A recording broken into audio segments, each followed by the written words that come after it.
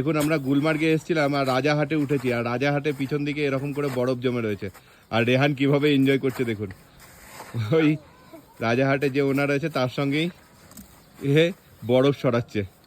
আর প্রিয়াঙ্কা এখানে দাঁড়িয়ে, একটা রোদ ঝলমলে সকাল, দারুণ ওয়েদার। আমরা এই মাত্র গন্ডোলা থেকে ঘুরে এলাম, গন্ডোলা থেকে ঘুরে এসে এবার কিছু খাওয়া দাওয়া করে আমরা এই গুলমার্গ থেকে বেরোবো। আর আমি এখন যেটা করছি, চা খাচ্ছি এখানে। ওহ, এর মজাই আলাদা কিন্তু। দেখুন প্রিয়াঙ্কাও লেগে গেছে সঙ্গে, সবাই বরফ সাফ করতে লেগে গেছে। এই রকম যদি মজা করতে চান তাহলে কিন্তু এখানে আসতে পারেন, একদম ঘরোয়া পরিবেশ গুলমার্গে। হ্যাঁ क्या भैया, एकदम घर जैसा आनंद मिलेगा क्या?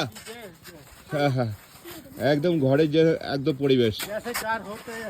হ্যাঁ, ভাইয়া পাঞ্জাব থেকে বিলংস করে, এখানে 10 বছর ধরে রয়েছে।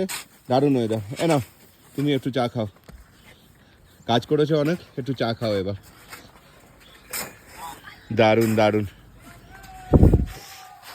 জাস্ট আমরা কিছু খাওয়া দাওয়া করবো আর এখান থেকে এবার বেরিয়ে যাব। দেখা হচ্ছে আবার পরে, টাটা।